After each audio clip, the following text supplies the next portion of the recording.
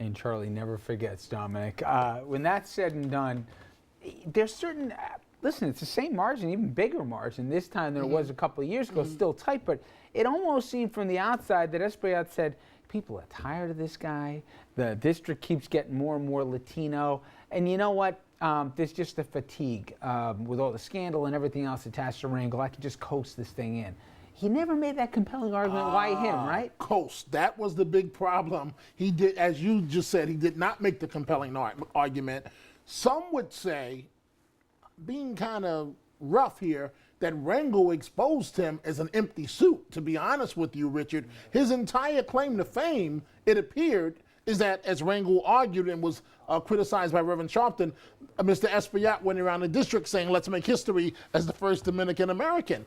And Rangel, say whatever you want, he's quick on his feet, and if he sees weakness, he goes at it, and he saw weakness in Espaillat. You know, it's interesting. We showed the map before showing where the vote distribution was. Espaillat did very well in the Bronx and won most of the borough, but he didn't bring out a lot of numbers from those districts from what I saw.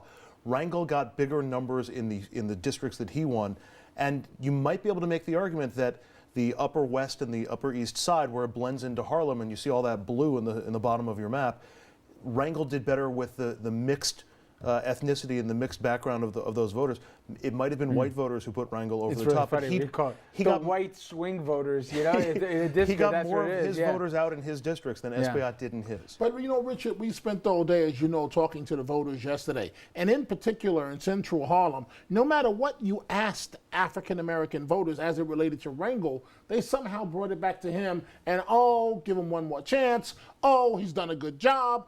Oh, we like Espaillat, but not right now. If he didn't, and he said he is, we'll see, but he said, this is my last term. I don't know. Okay. I don't know. Do you think people said, hey, just give it to him. He's going to retire anyway after this one. Do you think there was some sympathy for him? Yes, as that man indicated. Yeah. But here's what I'm watching.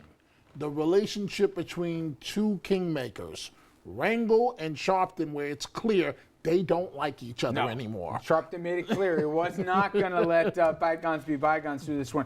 We also got some other big political news, Andrew, that came down really just about 15 minutes before show.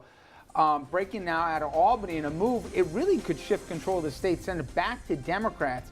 The IDC, that was the breakaway independent group of Democrats.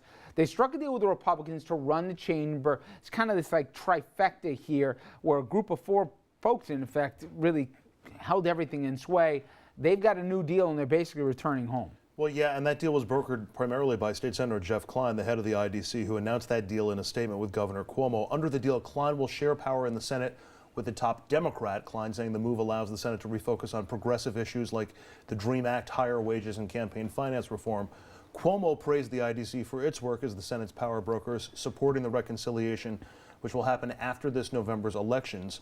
Reports this week had New York City Mayor Bill de Blasio actually playing a key role in the talks between Klein, Cuomo, and the Senate Democrats. Richard, you know why this is extremely important? Because now Governor Cuomo can pick up the phone and call the Working Families Party and say, hey, you guys wanted me to deliver. I made a promise to help try and bring the state Senate to Democrats. Well, I delivered. And so Astorino is left sitting in Westchester County going, what gives here? I'm sure that was the impetus for this reconciliation. As soon as Cuomo's support, because of the Working Families Party, he couldn't support the IDC anymore. But you know, we've talked about it many times on this show. It seemed like Cuomo wanted the IDC and wanted Jeff Klein in place. But there's also a little self-preservation from Jeff Klein and some of the others out there, because the progressives weren't, you know, doing the wink and the nod anymore. They were saying, time out, are you a Democrat or are you a Republican? Pick one. And he's facing a primary challenge from Oliver Capel in the statewide primaries, which are later on in the summer.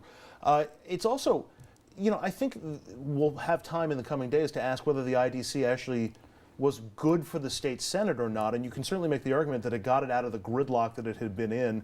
There had been all sorts of, you know, we had the coup in 2009, and it had been a somewhat ineffective, it had been a somewhat ineffective body in the years since. Well, it's clear, since he's been there, he's gotten the social stuff through, right? Progressive social things from gay marriage, you know, the SAFE Act, etc.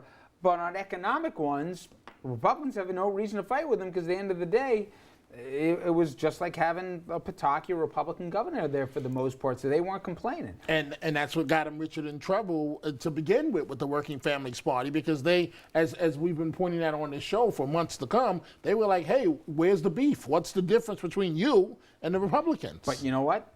As Andrew said, Albany passed the budgets on time. They got everything through. There was no incentives for the Republicans in a blue state, to break ranks with the governor when he was giving them something. I don't know what they still get under this arrangement going forward. And I also am wondering what progressives say, okay, fine, you got the IDC under your tent here, now deliver X, Y, and Z. It's going to be very interesting to see, what happens in the state Senate elections this fall. Republicans now have a higher threshold that they have to get to if they want to control the chamber. And then also, how well does Klein play with, if it's Andrea Stewart Cousins, who's the Democratic leader, will he be able to get his agenda to the forefront the way he did when he was working with Republicans?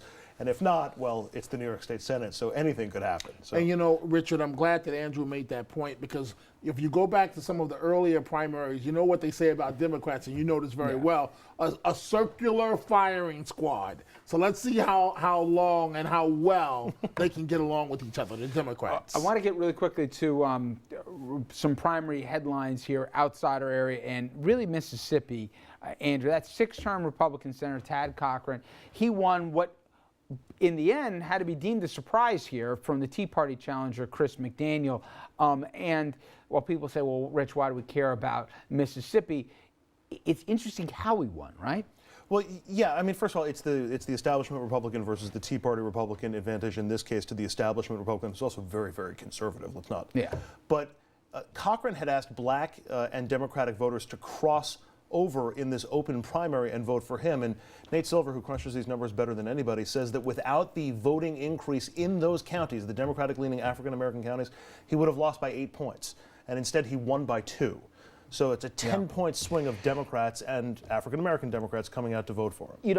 Listen, I think open primaries are stupid. I think there's a reason there's a primary. Everybody, Republicans shouldn't have Democrats coming in and screwing with the process and vice versa. But that said, Dominic, the African-American voters in Mississippi made a calculated choice to say it didn't matter who won, whether it was Cochran or McDaniel, the Democrat wasn't going to beat him in the fall. So they'd rather have, devil they know than the one they don't, and they go with Cochran even though there isn't a simpatico, at least on the issues. You'd argue the other guy would have been, more vulnerable in the fall. I mean, Richard, it's an interesting choice. What happened in Mississippi, and I know this very well, having been in Mississippi within the year, in Hinds County, and this is remarkable when you think about it. You have a lot of African Americans and also union members and so on that are saying tonight that they voted for the first time in their lives for a Republican candidate. Now, here's what happened in Mississippi. You had Senator Cochran in terms of Mr.